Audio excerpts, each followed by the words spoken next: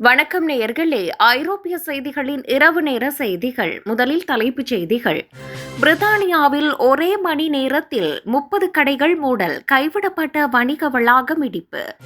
ஸ்பெயினில் புதிதாக முறைப்படுத்தப்பட்ட 1.6 லட்சம் குடியேறிகளுக்கு முதியோர் இல்லங்களில் வேலை.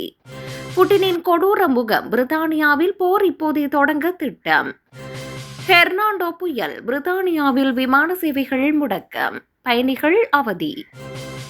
ஐரோப்பிய சுற்றுலா ஹோட்டல் மற்றும் உணவக கட்டணங்கள் மலிவான மற்றும் விலை உயர்ந்த நாடுகள். பிரித்தானியாவில் புதிய குடியேற்ற கொள்கை, புலம்பெயர்ந்த குடும்பங்களுக்கு அச்சுறுத்தல்.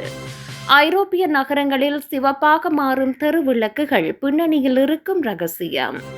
வர்த்தக போர் எச்சரிக்கை, டிரம்புக்கு ஐரோப்பிய ஒன்றியம் கடும் நிபந்தனை.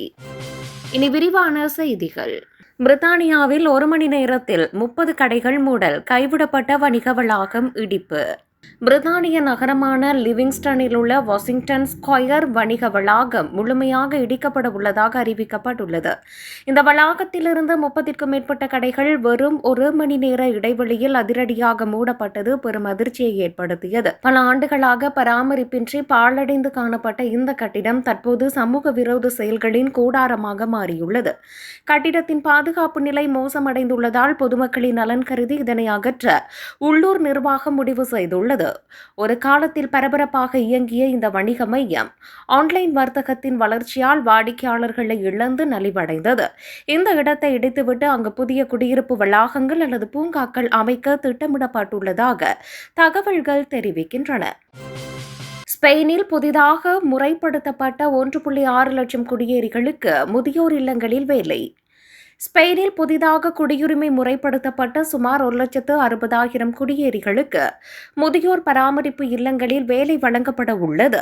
அந்நாட்டின் முதியோர் இல்லங்களில் நிலவும் கடுமையான பணியாளர் தட்டுப்பாட்டை போக்க இந்த அதிரடி நடவடிக்கை எடுக்கப்பட்டுள்ளது. இதன் மூலம் முறையான ஆவணங்கள் பெற்ற குடியேறிகள் ஸ்பெயினின் பொருளாதாரத்தில் நேரடியாக பங்களிக்க வழிவகை செய்யப்பட்டுள்ளது.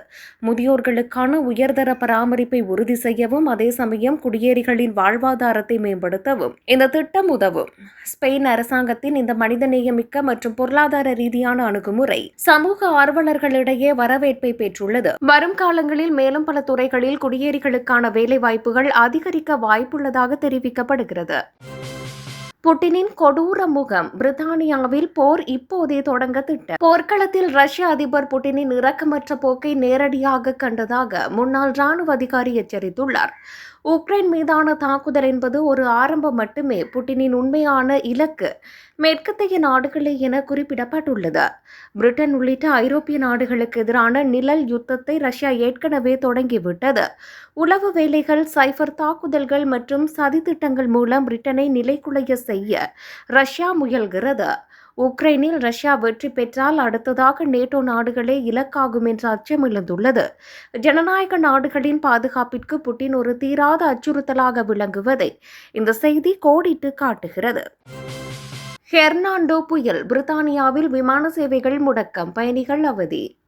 பிரிட்டனை தாக்கிய பெர்னாண்டோ பலத்த புயல் காரணமாக அந்நாட்டின் முக்கிய விமான நிலையங்களில் போக்குவரத்து கடுமையாக பாதிக்கப்பட்டுள்ளது. லண்டன் ஹீத்ரோ மற்றும் கேட்விக் உள்ளிட்ட முக்கிய விமான நிலையங்களில் நூற்றுக்கணக்கான விமானங்கள் ரத்து செய்யப்பட்டுள்ளன அல்லது தாமதமாகுகின்றன. மணிக்கு 80 மைல் வேகத்தில் வீசும் பலத்த காற்றினால் தரைவழி போக்குவரத்தும் ரயில் சேவைகளும் ஆங்காங்கே முடங்கியுள்ளன. மோசமான வானிலை காரணமாக ஆயிரக்கணக்கான பயணிகள் விமான நிலையங்களிலேயே தவித்து வருவதாக தகவல்கள் தெரிவிக்கின்றன. கடலோர பகுதிகளில் வெள்ள அபாய எச்சரிக்கை விடுக்கப்பட்டுள்ளதோடு தேவையற்ற பயணங்களை தவிர்க்குமாறு மக்களுக்கு அறிவுறுத்தப்பட்டுள்ளது. புயலின் தாக்கம் இன்னும் சில நாட்களுக்கு நீடிக்கலாம் என்பதால் விமான நிறுவனங்கள் தங்களது பயண அட்டவணையை மாற்றி அமைத்து வருகின்றன. ஐரோப்பிய சுற்றுலா ஹோட்டல் மற்றும் உணவக கட்டணங்கள் மலிவான மற்றும் விலை உயர்ந்த நாடுகள். ஐரோப்பாவுக்கு சுற்றுலா செல்லும் பயணிகளுக்காக ஹோட்டல் மற்றும் உணவக கட்டணங்கள் குறித்த சமீபத்திய ஆய்வு முடிவுகள் வெளியாகியுள்ளன. டென்மார்க் மற்றும் அயர்லாந்து போன்ற நாடுகள் தங்குவதற்கும் உணவிற்கும் மிக அதிகமாக கட்டணம் வசூலிக்கும் விலை உயர்ந்த நாடுகளாக பட்டியலிடப்பட்டுள்ளன. மாறாக பல்கேரியா மற்றும் ருமேனியா ஆகிய நாடுகள் மிக குறைந்த செலவில் சுற்றுலா செல்லக்கூடிய மலிவான நாடுகளாக திகழ்கின்றன. வடக்கு ஐரோப்பிய நாடுகளுடன் ஒப்பிடும்போது கிழக்கு ஐரோப்பிய நாடுகளில் சுற்றுலா செலவுகள் பாதியாக குறைவாக உள்ளன. இந்த விலை வேறுபாடுகள் சுற்றுலா பயணிகளின் திட்டமிடலில் பெரும் தாக்கத்தை ஏற்படுத்துவதாக ஆய்வுகள் கூறுகின்றன. பட்ஜெட்டுக்கு ஏற்ற நாடுகளை தேர்ந்தெடுப்பதன் மூலம் பயணிகள் தங்கள் செலவுகளை பெருமளவு மிச்சப்படுத்த முடியும் என அறிவுறுத்தப்படுகிறது. பிரித்தானியாவில் புதிய குடியேற்ற கொள்கை புலம்பெயர்ந்த குடும்பங்களுக்கு அச்சுறுத்தல். பிரிட்டனின் ரீஃபார்ம் கட்சி அந்நாட்டின் குடியேற்ற எண்ணிக்கையை வெகுவாக குறைக்க புதிய கடுமையான திட்டத்தை முன்மொழிந்துள்ளது. இந்த கொள்கையானது ஏற்கனவே அங்கு நிலை பெற்று வாழ்ந்து வரும் புலம்பெயர்ந்த குடும்பங்களின் உரிமைகளை பாதிக்கும் என விமர்சனங்கள் எழுந்துள்ளன.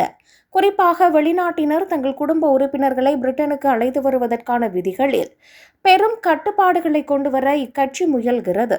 இந்த திட்டம் சமூக ஒற்றுமையை சீர்குலைக்கும் என்றும் திறமையான பணியாளர்கள் பிரிட்டனுக்கு வருவதை தடுக்கும் எனவும் மனித உரிமை ஆர்வலர்கள் குற்றம் சாட்டுகின்றனர். ஆனால் நாட்டின் உள்கட்டமைப்பு மற்றும் சேவைகளை பாதுகாக்க குடியேற்றத்தை கட்டுப்படுத்துவது அவசியம் என ரீஃபார்ம் கட்சி வாதிடுகிறது. பிரிட்டன் அரசியலில் குடியேற்ற விவகாரம் மீண்டும் ஒரு பெரும் விவாத பொருளாக மாறியுள்ளதை இந்த திட்டம் உறுதிப்படுத்துகிறது. ஐரோப்பிய நகரங்களில் சிவப்பாக மாறும் தெரு விளக்குகள் பின்னணியில் இருக்கும் ரகசியம். டென்மார்க் முதல் பிரிட்டன் வரை பல ஐரோப்பிய நகரங்களில் பாரம்பரிய வெள்ளை விளக்குகளுக்கு பதிலாக சிவப்பு நிற தெரு விளக்குகள் பொருத்தப்பட்டு வருகின்றன.